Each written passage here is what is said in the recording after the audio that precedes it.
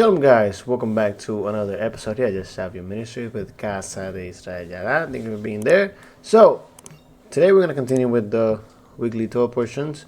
We are in Torah portion Vayishlach, towards the end of the book of Bereshit, Genesis. And we are in the middle of the story of Jacob and its near conclusion when it comes to his journey. From obtaining the birthright all the way to his reconciliation with his brother. And so today we're going to look at it through the pathway and the structure that we've been using with our youth and our community, and we're going to then analyze it with that mindset and see what can we take away from this narrative and this story of one of the fathers of our faith, the son of Isaac, the son of Abraham. Okay, so let's get to it.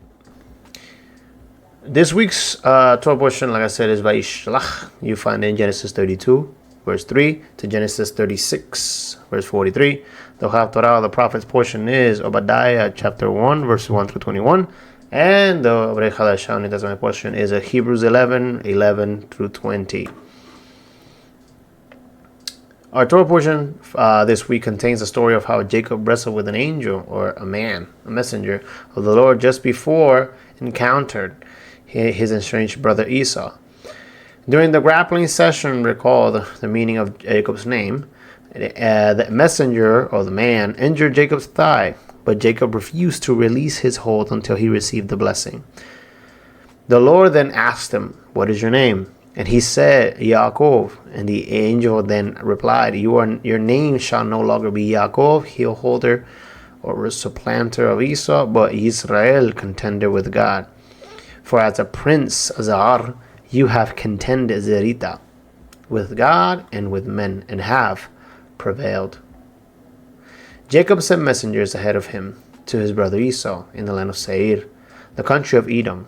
He instructed them, "This is what you are to say to my lord Esau. Your servant Jacob says, I have been staying with Laban and have remained there till now."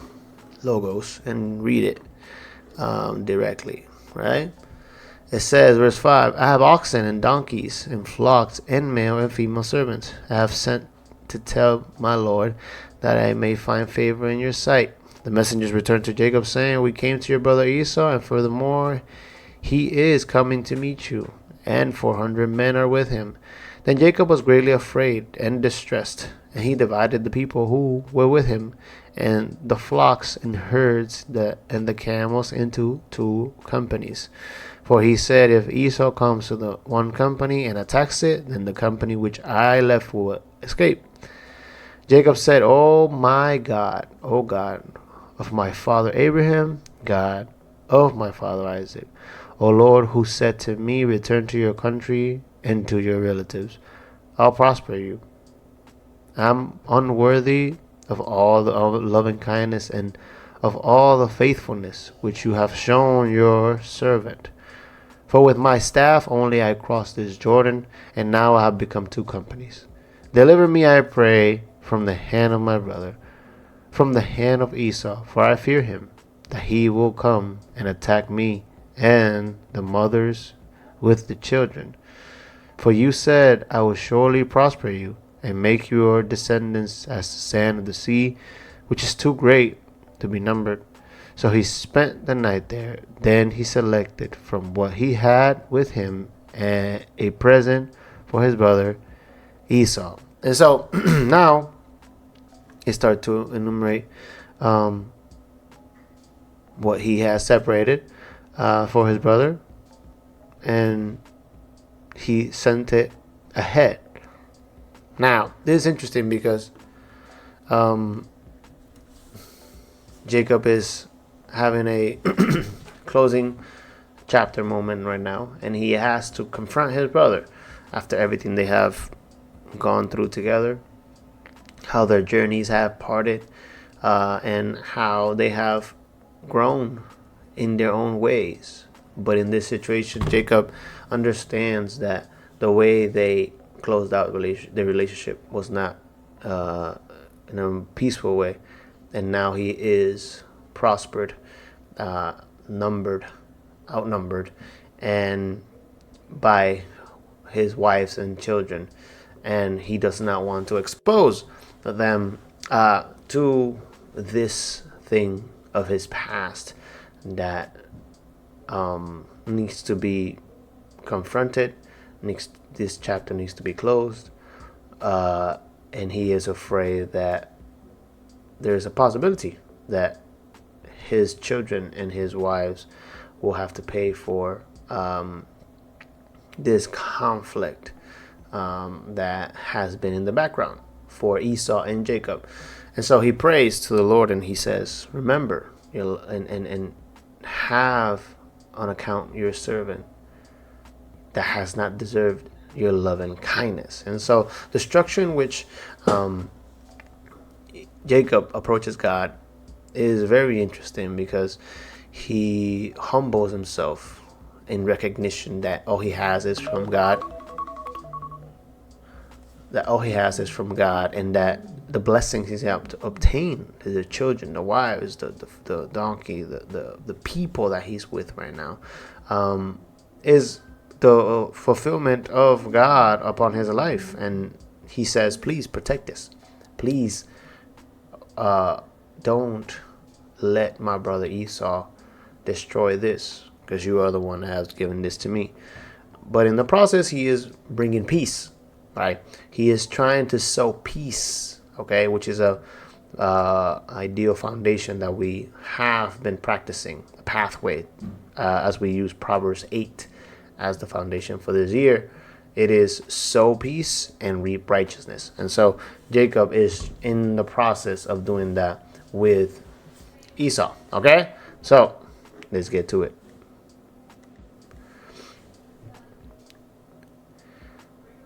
So it says, after he sent them ahead, Jacob wrestles with the man, and he does not let go. He says, I will not let go until you bless me. And this is where there is a change of name, or the change of name has been pronounced first. But before that, we have to look at the encounter between the brothers. Then Jacob lifted his eyes and looked, and behold, Esau was coming, and 400 men with him. So he divided the children among Leah and Rachel and the two maids. He put the maids and their children in front, and Leah and her children next, and Rachel and Joseph last. But he himself passed on ahead of them and bowed down to the ground 7 times, until he came near to his brother. Then Esau ran to meet him and embraced him, fell on his neck, and kissed him. They wept. He lifted his eyes and saw the women and the children, and said, who are these with you? So he said, the children whom God has graciously given your servant. Then the maids came near with their children. They bowed down. Leah likewise came near with her children, and they bowed down. And afterward Joseph came near with Rachel, and they bowed down. Then he said, what do you mean by all this company which I have met? And he said, to find favor in the sight of my Lord. But Esau said, I have plenty, my brother. Let what you have be your own. And Jacob said, no, please. If now I have found favor in your sight, then take my present from my hand. For I see your face as one sees the face of God, and you have received me favorably. Please take my gift, which has been brought to you, because God has dealt graciously with me, and because I have plenty. Thus he urged him, and he took it. So this is interesting, and this is one of my favorite parts of this portion, right? In which Jacob, after he goes through this process of fear or uncertainty of how his brother will react, and he goes into this preparation mode in which he first goes to God and says, hey, Father, don't forget me. Please protect my children, protect what I have, protect the lives that are under me, that you have given me as I confront my brother. But in the process, in the middle of the story, Jacob has to fight and has to contend with this situation. And the narrative brings out the narrative of a messenger or a man, and Jacob wrestles with this man till daybreak, and he prevails. And it is a moment in which Jacob highlights his transition, his transformation, in which he left with nothing, has come back with everything and more, but he still has to fight. He still has to defend. He still has to stand firm.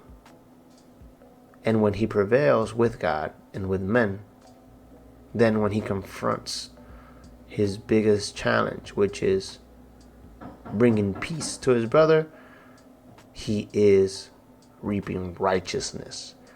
He is reaping peace with his brother.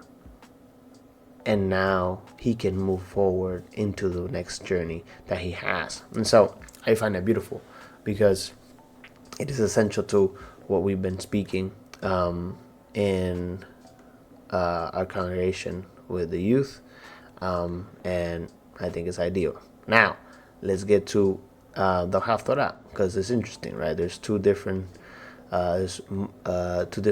portions that we're going to read right now, and then we're going to close it out, okay? So, it says, the vision of Obadiah. Obadiah chapter 1 says, thus says the Lord God concerning Edom, we have heard a report from the Lord, and an envoy has been sent among the nations, saying, arise and let us go against her for battle. Behold, I will make you small among the nations. You are greatly despised. The arrogance of your heart has deceived you. You have lived in clefts of the rock, in the loftiness of your dwelling place. Who say in your heart, who will bring me down to the earth? Though you build high like the eagles, though you set your nest among the stars, from there I will bring you down, declares the Lord.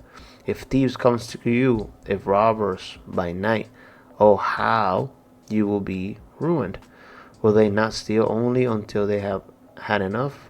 If grape gatherers came to you, will they not leave some gleanings? Oh, how Esau will be ransacked, and his hidden treasures searched out. All the men allied with you will send you forth to the border, and the men at peace with you will deceive you and overpower you. They who eat your bread will set an ambush for you. There is no understanding in him. Will I not on that day, declares the Lord, destroy wise men from Edom and understanding from the mountain of Esau? Then your mighty men will be dismayed, O Teman, so that everyone may be cut off from the mountain of Esau by slaughter. Because of violence your brother Jacob, you will be covered with shame, and you will be cut off forever. On that day you stood aloof. On that day the strangers carried off his wealth, and foreigners entered his gates, and cast lots for Jerusalem. You too were as one of them. Do not gloat over your brother's day, the day of his misfortune, and do not rejoice over the sons of Judah in the day of their destruction. Yes, do not boast in the day of their distress, and do not enter the gates of my people. In the day of their distress, yes, you do not gloat over their calamity. In the day of their disaster, and do not loot their wealth. In the day of their disaster, do not stand at the fork of the road to cut down their fugitives, and do not imprison their survivors in the day of their distress. For the day of the Lord draws near on all the nations, as you have done, And it will be done to you. Your dwellings will return to your own head, because just as you drank on my holy mountain, all nations will drink continually, and they will drink and swallow, and become as if they had never existed. But on the mountain of Zion there will be those who escape, and it will be holy. And those of Jacob will possess their possession. Then the house of Jacob will be fire, and the house of Joseph a flame. But the house of Esau will be as a stubble, and they will set them on fire and consume them, so that there will be no survivor of the house of Esau. For the Lord has spoken. And those of the Negev will possess the mountain of Esau, and those of the Shephelah, the Philistine plain, also possess the territory of Ephraim, the territory of Samaria, and Benjamin will possess Gilead. And the exiles of his host, the sons of Israel, who are among the Canaanites as far as Serepha, and the exiles of Jerusalem who are in Shepharat, will possess the cities of the Negev. The deliveries will ascend Mount Zion to judge Mount of Esau, and the kingdom will be the Lord's. This is interesting because you will say, Alex, what does this have to do with anything you have been talking about? Well, the foundation of Torah portion Vayishlach is the reconciliation of Israel with Esau. And the reconciliation of Jacob with Esau is the firstborn bringing peace or sowing peace with that of the nations. Or in this case, Esau. Even though Esau is part of the promise, even though Esau is part of the sons of Isaac, Esau has decided to live as one of the nations. Esau has decided to live as his own man, building his own things, right? And what hurt Esau the most was that he couldn't live off of the blessing of God and still do his own will. And Jacob now has had the privilege to be under God's covering, be under God's protection, and now he is living in God's blessing and the responsibility and authority of the promise. Esau now has lived and survived. He has grown. He has prospered, but away from the Lord. And so when Jacob comes and brings peace to Esau, and Esau receives it, Jacob says, I see the Lord's face when I see you. Why? Because in you accepting my peace and being peaceful with me, you are fulfilling the promises of God. Because I have been prospered, I have been protected, and I can reconcile not only with my brother, but with my past that I have been battling, because I have left in doubt and uncertainty. And now I can close a full chapter and move on with the promise. But when it comes to Esau, in the book of Obadiah, we see that the essence, the spirit of Esau lives on. And the spirit of Esau lives for himself. And so the message of Obadiah against Edom is one that is as of descendants of Esau. Pride brings downfall. Jacob and Esau's conflict, now you can mirror it to the nations. The Lord will deliver Zion. And he says, and the kingdoms will be the Lord's. So the Lord is saying, just as Jacob prevailed with God, so will Israel and the children of God prevail with those that think like Esau, that are ignorant to the promises of God, to the Spirit and the Word of God. Okay? Now, let's do the final portion. The Haftarah. Matthew 26. Alright, let's get to it. It says, then Jesus, Yeshua, came to them to a place called Gethsemane and said to his disciples, sit here while I go over there and pray. And he took with him Peter and the two sons of Zebedee and began to grieve and distress, and he took with him Peter and the sons of I read that twice. Then he said to them, my soul is deeply grieved to the point of death. Remain here and keep watch with me. And he went a little beyond them and fell on his face and prayed, saying, my Father, if it is possible, let this cup pass from me. Yet not as I will, but as you will. And he came to his disciples and found them sleeping, and said to Peter, so you men could not keep watch with me for 1 hour. Keep watching and praying, that you may not enter into temptation. The spirit is willing, but the flesh is weak. He went away again a second time and prayed, saying, my Father, if this cannot pass away unless I drink it, your will be done. And so, what do I conclude with this? Matthew 26, verses 36 through 46. Just like Jacob had to wrestle with his destiny, which was the confrontation with his brother, Yeshua wrestled in prayer. And he said, not my will be done, but your will be done. Yeshua becomes a greater Jacob because he has a struggle that brings the salvation of humanity.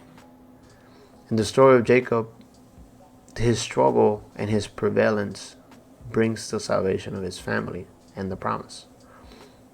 His sowing of peace brings forth the righteousness of the descendants of Abraham, those that bless many nations. While the disciples sleep, the Son obeys. His surrender leads to redemption. And so, to close out, the core spiritual theme that we've been walking through is a transformation that produces peace. Peace produces reconciliation, and reconciliation produces blessing. Jacob moves from fear to faith, from striving to surrender, from grasping to blessing, from running to returning, from Jacob to Israel.